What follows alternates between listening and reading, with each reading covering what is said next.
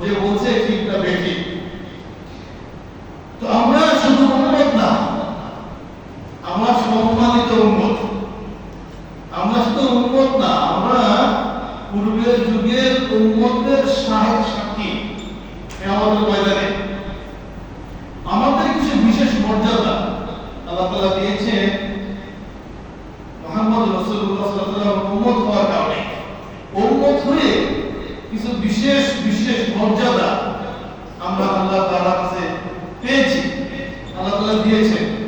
যেমন কিয়ামত কথা বলছিলাম, কিয়ামতের দিন আমাদের একটা আলাদা ইউনিফর্ম থাকবে,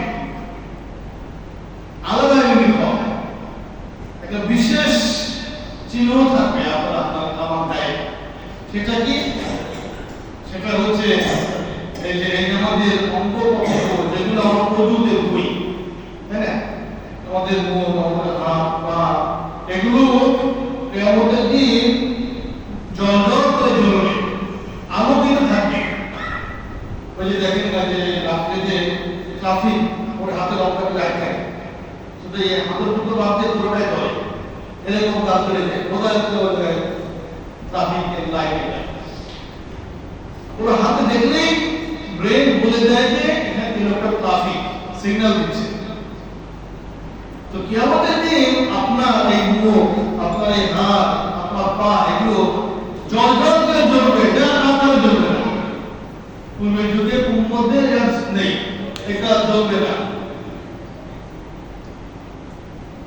আপনার অনেকে, আমাদের অনেকের হায়াত ৮০ বছর হবে না, কিন্তু অনেক ৮০ বছরের নেক আমল নিয়ে আল্লাহর কাছে দাঁড়িয়ে যাবে।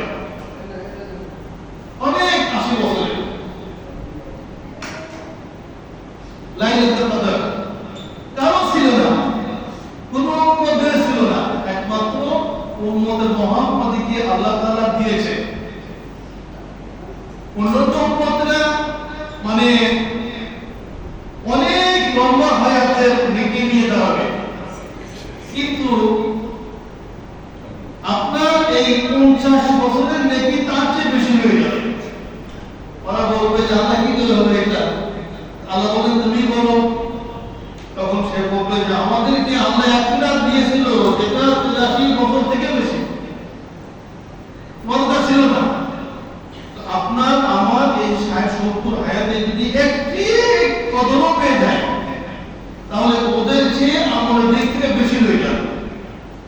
এরকম আরো কিছু বৈশিষ্ট্য আল্লাহ তাআলা আমাদেরকে দিয়েছে।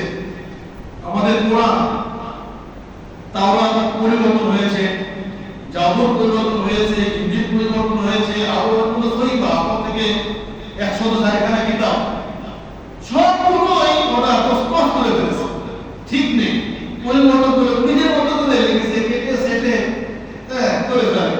কিন্তু কোরআন পরিবর্তন নেই, যেভাবে জিবরাইল আমিন আলাইহিস সালাম দিয়ে গেছে সেভাবে হুবহু এবং কিয়ামত পর্যন্ত থাকবে, কোনো পরিবর্তন হবে না। এটা আমাদের বৈশিষ্ট্য।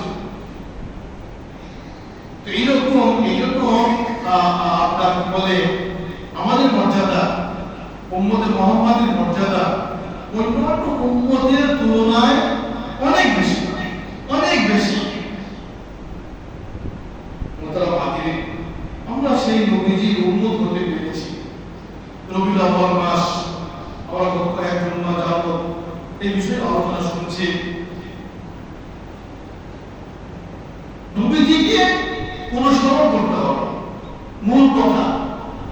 আমরা সিরাত মাহফিল করি আর ঈদে মিলাদুন নবী করি, যাই বলি না কেন, আমাদের মূল লক্ষ্য থাকবে, উদ্দেশ্য থাকবে নবীজিকে অনুকরণ করা।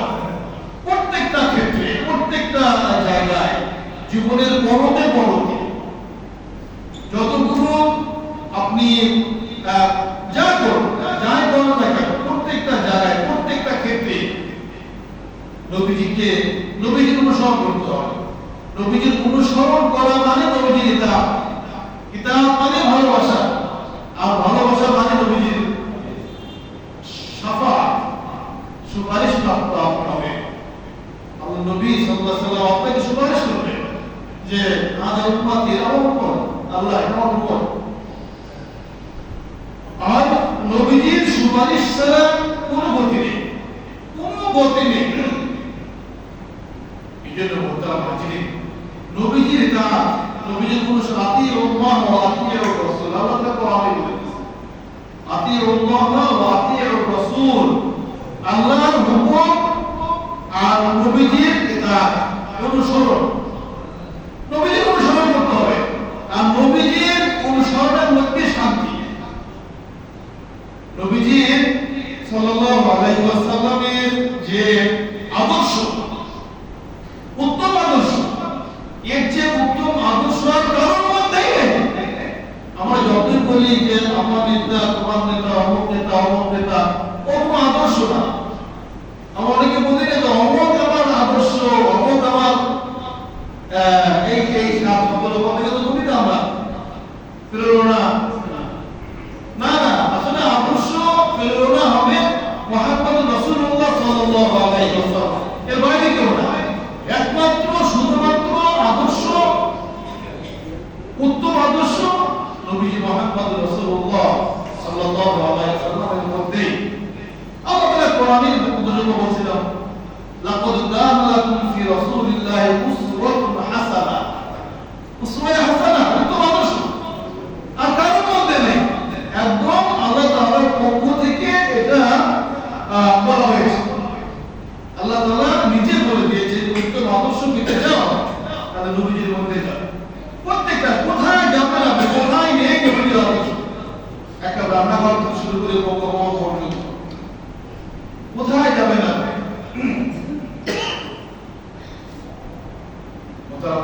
নবীজিকে ভালোবাসতে হবে, নবীজির ইত্তেবা অনুসরণ করতে হবে।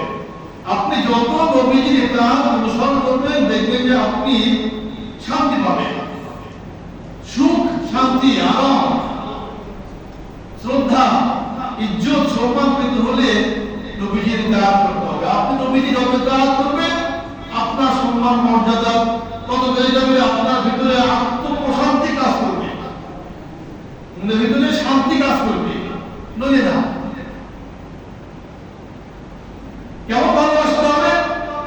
সবার চেয়ে বেশি ভালোবাসতে হবে, সবার চেয়ে।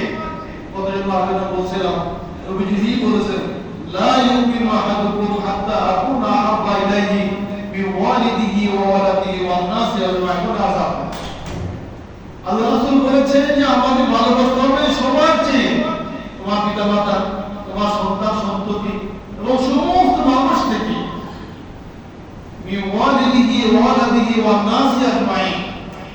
যদি সবার চেয়ে আমাকে বেশি ভালোবাসতে পারো তাহলে তুমি সত্যিকারের মুমিন, নইলে না।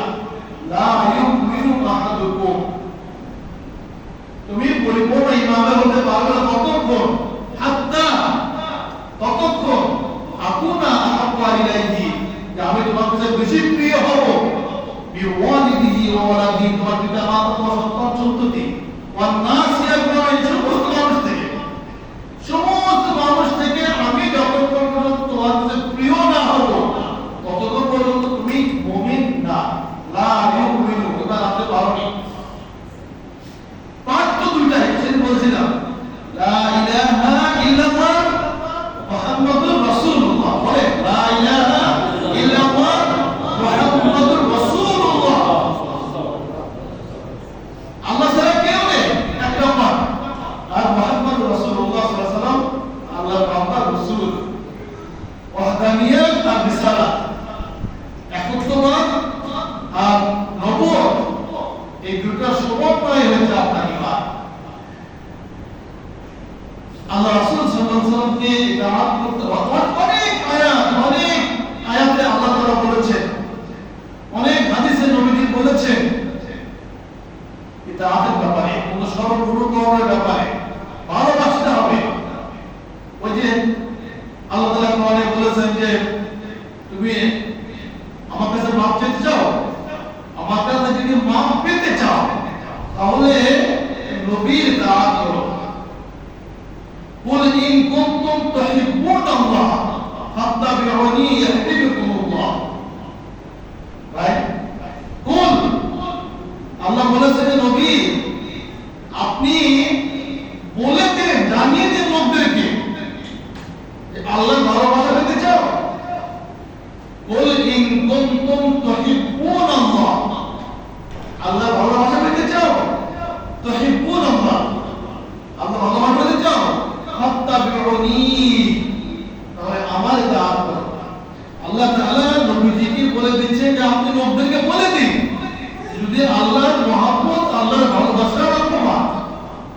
পেতে চাও তাহলে আমার এটা নবীদের দাওয়াত করো, ফাত্তাবিউনি, আমার দাওয়াত করে ইহবিবকুম আল্লাহ, তাহলে আল্লাহ ভালোবাসবেন।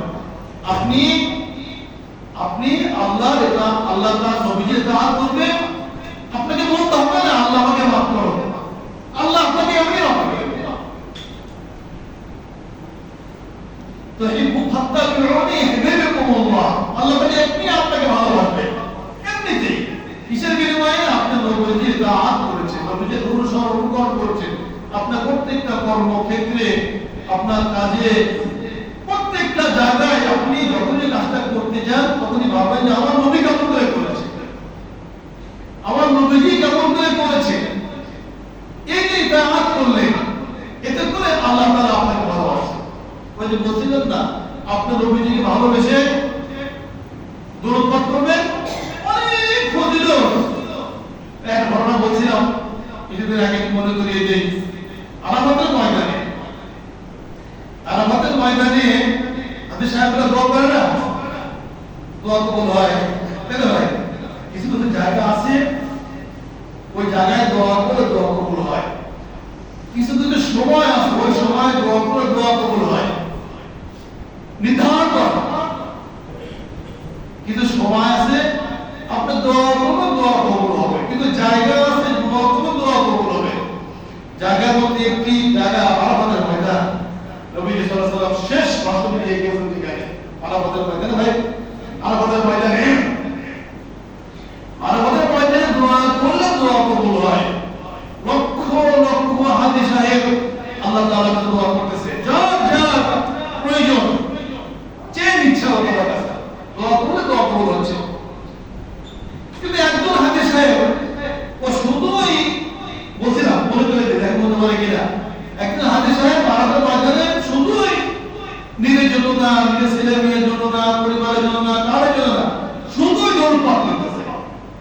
আল্লাহুম্মা সাল্লি আলা মুহাম্মাদ, আল্লাহুম্মা সাল্লি আলা মুহাম্মাদ ওয়া আলা আলি মুহাম্মাদ, এরকম যা তার দরুদ জানা আছে, দরুদ ছাড়া কোনো দোয়া করছে না, কোনো দোয়া করছে না।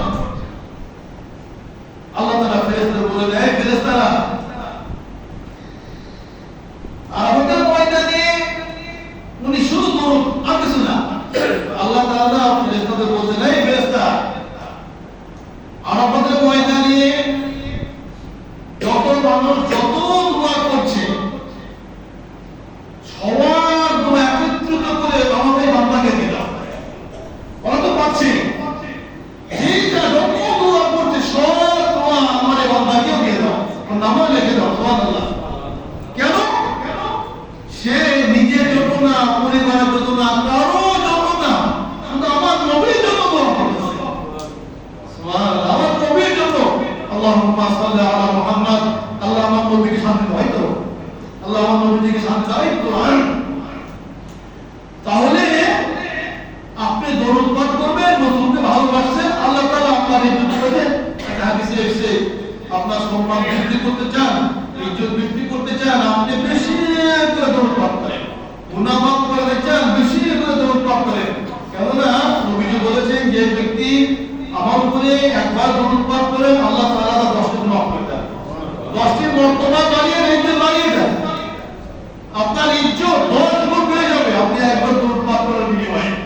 তাহলে দরুদ পাঠ করলে সম্মান, ইজ্জত বৃদ্ধি পায়। আর দরুদ পাঠ কখন আপনার ভিতরে আসবে? যখন আপনি নবীজি ভালোবাসেন, ভিতরে ভালোবাসা জেগেছে, ভালোবাসা, আল্লাহকে মহব্বত করেন, সবসময় দরুদ পাঠ করছেন।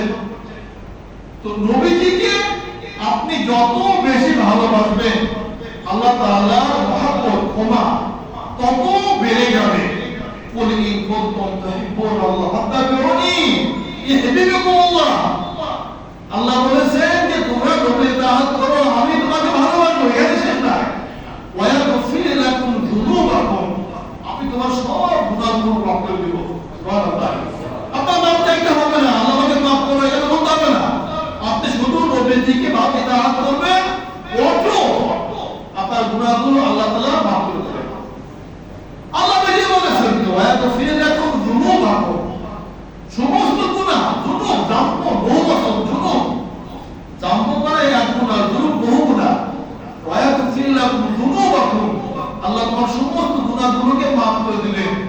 আল্লাহু গফুরুর রহিম, আল্লাহ তাআলা মাফকারী এবং রহম দানকারী। আল্লাহ নিজে ওয়াদা করেছেন নবীজিকে ইতাআত করতে হবে, অনুসরণ করতে হবে, ভালোবাসতে হবে। যত ভালোবাসবে আল্লাহ তাআলার পক্ষ থেকে তত আপনার প্রতি রহমত আসবে। নবীজি দেখে মুহতারাম হাজিরিন, নবীজির উপরে নবীজিকে আল্লাহ তাআলা সব মাফ করে দিয়েছেন। নবীজির কোনো গুনাহ নেই, কোনো গুনাহ নেই। আর যদি কোনো গুনাহ নবীজি করেই ফেলেন নাউযুবিল্লাহ, তো সেটা মুফলিম মাফ। আল্লাহ তাআলা বলে দিয়েছে যে আপনার মা তাকাদ্দামা মিন যামবি ওয়া তাআখার, আপনার সামনের পিছনের সব গুনাহ মাফ। পিছনেরটা তো মাফ, সামনেরটা আছে তো মাফ, মানে আপনার অ্যাডভান্স অগ্রিম আমাদেরকে আল্লাহ তাআলা মাফ করে ঘোষণা দিয়ে দিয়েছে। গুনাহ নেই, তারপরেও সেই নবীজি রাত্রি যে নামাজ পড়তেন না, তাহাজ্জাদ বিহি নাফিলাতান লাক আসা আইয়াবআসাকা রাব্বুকা মাকামান মাহমুদা। সূরা বানী ইসরাঈল আল্লাহ বলেছেন যে ফাতাহাজ্জাদ নাফিলাতান লাক, তাহাজ্জুদ নফল, এটা করতে গিয়ে নবীজি কদর মোবারক ফুলিয়ে ফেলেছেন। হাত্তা তাতাফাত্তারা কদামাহু, বা আমাদের আয়েশা রাদিয়াল্লাহু আনহা বর্ণনা করেছেন যে নবীজি আতুল কিয়ামা, এত লম্বা কিরাত করতেন রাত্রিতে, বড়টা হবে না, ফজর যখন আসর মাঝে বসায় না, আতুল কিয়াম রাত্রিতে, রাত্রির নামাজে আতুল কিয়ামা নবীজি এত লম্বা কিরাত করতেন, হাত্তা তাতাফাত্তারা কদামাহু, নবীজির পা মোবারক ফুলে যেত। আমাদের বলতে লিমা জিজ্ঞাসা করে, লিমা তাসমাউ ইয়া রাসূলুল্লাহ, আপনি কেন এটা করেন হে আল্লাহর রাসূল? ফাকাদ গুফিরাল্লাহু লাকা মা তাকাদ্দামা মিন যামবিকা ওয়া তাআখার, অথচ আল্লাহ তাআলা আপনার সব গুনাহ অতীত ভবিষ্যৎ সব মাফ করে দিয়েছেন, কেন এমনটি করেন? নবীজি বলেছেন যে আফালা উহিব্বু আন আকুনা আবদান শাকুরা, আয়েশা আমি কি শাকির বান্দা হব না? আল্লাহ তাআলা আমার যে অতীত এবং ভবিষ্যৎ সব গুনাহ মাফ করে দিয়েছে, এর কি কৃতজ্ঞ হব না? আমি কি শুকরিয়া আদায় করব না?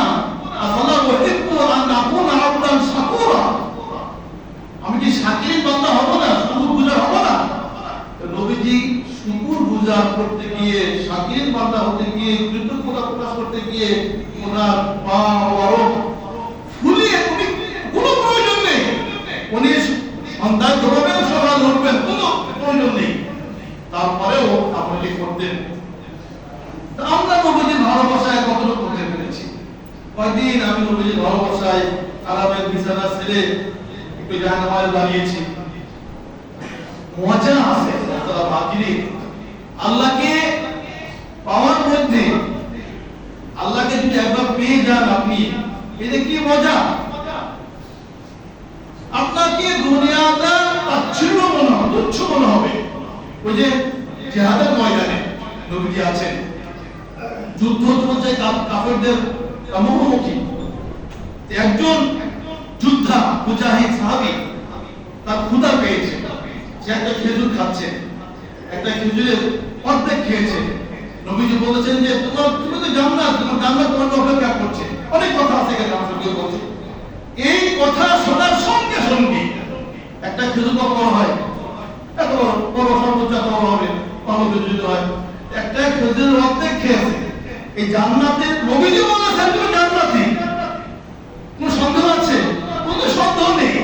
এই বাকি খেজুর শেষ করার মতো সময় ও দেয়নি, আর বাকি খেজুর ফেলে দিয়ে দৌড়ে চলে গিয়েছে। জিহাদ করতে করতে, যুদ্ধ করতে করতে ক্ষত বিক্ষত হয়ে শহীদ হয়ে গিয়েছে। তো যখন আল্লাহকে পেয়ে যায় কেউ, তখন এর ভিতরে যে মজা, একটা ঘটনা বলা হলো অনেকদিন আগে পড়া, বাগদাদে বৃষ্টি হচ্ছে না, অনাবৃষ্টি, দীর্ঘদিন বৃষ্টি নেই। দীর্ঘদিন বৃষ্টি নেই। বাগদাদের সমস্ত আলেম ওলামা ইমাম মসজিদ আলে সাহেবগণ সমস্ত লোকজন কেন্দ্রীয় মসজিদে সমবেত হয়েছে। ঘোষণা দেওয়া হয় আগামীকাল ফজরে সবাই আসবে, এখানে বৃষ্টির জন্য দোয়া করা হবে। সমস্ত আলেম ওলামা ইমাম মসজিদ সমস্ত মানুষরা বাগদাদের মসজিদে একত্রিত হয়েছে। ফজর হয়েছে, ফজর থেকে দোয়া শুরু হলো, জোহর থেকে আসর, আসর থেকে মাগরিব, মাগরিব থেকে ইশা। বৃষ্টি হয় না, দোয়া চলছে। ইশা পরে সবাই চলে গেল, ইশা পরে সবাই চলে গেল তাদের ঘরে, বৃষ্টি হয়নি। সবাই চলে যাওয়ার পরে একজন ফকিরের মতো মানুষ, বেশ বসে যাওয়া ভালো না, আর সেরা ফাটা পোশাক, জীর্ণ শীর্ণ, গায়ে বদলে যেমন চৌরস নেই, ক্ষুধার্ত ভুকা এরকম মনে হচ্ছে। তো মালিক ইবনে দিনার রাহমাতুল্লাহি আলাইহি উনি সবাই চলে যাওয়ার পর উনি মুসলিম এক কোণায় বসে ভাবছেন যে এত মানুষ দোয়া করলো, আমরা দোয়া করলাম, সকাল থেকে ঈশা বৃষ্টি হলো না, তাহলে আমাদের গুনাহ অনেক বেড়ে গিয়েছে, আল্লাহ তাআলা সন্তুষ্ট হননি, অথবা যেমনটি করে চাওয়া দরকার ঠিক তেমনটি হয়নি। মানে এত মানুষ, এত আলেম ওলামা ইমাম মসজিদ, এত হাদিস সাহেব, এত ভালো ভালো মানুষ, সকাল থেকে ফজর থেকে ঈশা অবধি দোয়া করার দোয়া কবুল হলো না, আল্লাহ বৃষ্টি দিলেন না। মালিক ইবনে দিনার উনি একটা কোণে বসে চিন্তা করতেছে না। এর মধ্যে দেখছেন যে একজন এরকম জীর্ণ শীর্ণ আপনার গোলাম প্রকৃতির লোক, পোশাক আশাক ভালো না, ছেঁড়া ফাটা পোশাক, সে মসজিদে প্রবেশ করলো। মসজিদে প্রবেশ করে নামাজ পড়লো। নামাজ পড়ে বলছে, হাত তুলে দিয়েছে যে মাবুদ, তুমি তোমার বান্দারা সকাল থেকে ঈশা পর্যন্ত দোয়া করলো, তুমি বৃষ্টি দিলে না, তুমি এখন বৃষ্টি দিবা। মালিক ইবনে দিনার দূর থেকে শুনছেন এবং দেখছেন যে ওটা কি করে। ফজর থেকে ঈশা পর্যন্ত এতগুলো মানুষ দোয়া করলো, তুমি বৃষ্টি দিলে না, তুমি এখন বৃষ্টি দিবা। এই বলা শেষ, মুষলধারে বৃষ্টি শুরু হয়ে গেছে। সুবহানাল্লাহ, যতক্ষণ বৃষ্টি দরকার প্রয়োজন আসমান থেকে, ততক্ষণ মুষলধারে বৃষ্টি হলো। মালিক ইবনে দিনার দেখছেন, চোখে পানি ফেলছে। এরপরে লোকটা বেরিয়ে যাচ্ছে, বেরিয়ে গেল। তো মালিক ইবনে দিনার দেখলেন যে লোকটি কোথায় যায়, আসলে কি মানুষ না অন্য কিছু। তো উনি তার দূরত্ব বজায় রেখে পিছপিছ যাচ্ছেন, যে দেখলো যে একটা বাড়িতে সে ঢুকলো, আর ওই বাড়িটা হচ্ছে গোলাম কেনা বাসা হয়। সে কিছু লোক রেখে দেয়, কিনে রেখে দেয়, ওইগুলোকে অন্য লোকে এসে কাজে জন্য কিনে নিয়ে যায়, কন্ট্রাক্ট করে নিয়ে যায়, আবার এই পয়সা তাদের বেতন দেয়। তো তাতে গোলাম পেশা কেনা হয়। তো তখন সে মালিকের জন্য ওই মালিকের কাছে গিয়েছে, যাই বলছে যে এই লোকটাকে বলে আমার গোলাম, বলে একে বিক্রি করবা, তুমি এই যে কি করবা, কোনো কাজের না, দেখো না গায়ে কত কিছু নেই, এ আমার একে কিনে আমার লস, আমি এগিয়ে লাভবান হতে পারছি না, কোন লোক এই কাজে নেয় না, ঠিক মতো খায়ও না, দেখো না পোশাক আশাক কেমন, কেউ নিতেও চায় না, তো আমি কিনেছি আমার লস হচ্ছে, তুমি একে নিয়ে কি করবা, তোমরা তোমরা আমাদের দরকার তুমি বেচবা। এর আগ্রহ দেখে ওই লোক একটু বেশি পরিমাণে টাকা চেয়েছে, দিনার বা দিরহাম চেয়েছে। তো সঙ্গে সঙ্গে মালিক ইবনে দিনার তাকে ওই পরিমাণ টাকা দিয়ে কিনে নিয়ে আসে। আনার পরে বলছে, ওই গোলাম বলছে যে আপনি আমাকে কেন কিনলেন, এত লোক থাকতে আমি কাজ করতে পারি না, আমার শরীরে শক্তি নেই, আমাকে তুমি কেন কিনে নিয়ে আসলে উচ্চ মূল্য দিয়ে। তখন মালিক ইবনে দিনার বলছেন, দেখো আমি তোমার কাজের জন্য কিনিনি, আমি তো চিনেছি বুঝেছি তুমি কি, তোমার ভিতরে কি আছে, তুমি আল্লাহকে পেয়েছো, অনেক কথা এখানে আছে। তো মোহতারাম হাজিরিন, আল্লাহকে পেলে মজা আছে। আপনি যদি একবার আল্লাহকে পেতে পারেন, আল্লাহ তাআলাকে একবার যদি আপনি পান, আল্লাহ আপনাকে বলবে না। দুনিয়ার সব মানুষ সামান্য স্বার্থের ব্যাঘাত ঘটলে সব ভুলে যায়, তাই না ভাই? আপনি এত ভালোবাসা, এত মহব্বত, এত কিছু করেছেন, এত কিছু দিয়েছেন, একদিন এক বেলা এক মুহূর্তে আপনি একটু কম বলেছেন, অতীতের সব ভুলে যাওয়া, তুমি কিচ্ছু করনি।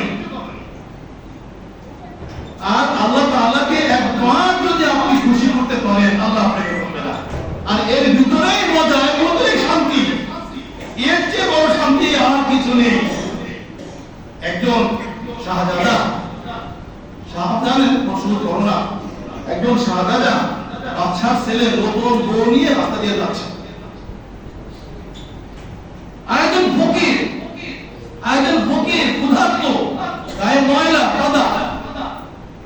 এই দুজন শাহজাহানের বউ আর এই ফকির গায়ে ময়লা কাদা যুক্ত ফকির ক্রস করছে, ও যাচ্ছে আসছে, যেতে গিয়ে এই ফকিরের গায়ে এই শাহজাহানের বউয়ের গায়ে ধাক্কা লেগেছে, গায়ে ময়লা লেগে গিয়েছে।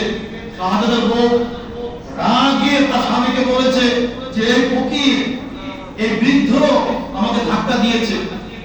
শাহজাহান রাগ হয়ে গিয়েছে, ক্ষুধার্ত ভুলটা আমরা বুড়ো মানুষ কোনো নিয়ে ধাক্কা দিলে খারাপ করে দেখে দাঁড়ো, যুবক একটা কথা, কিন্তু বুড়ো মানুষ আবার জীর্ণ শীর্ণ পোশাক, গায়ে ময়লা কাদা, এত বড় সাহস আমার বইয়ের গায়ে ধাক্কা দিলে ধাক্কা লেগে গিয়েছে।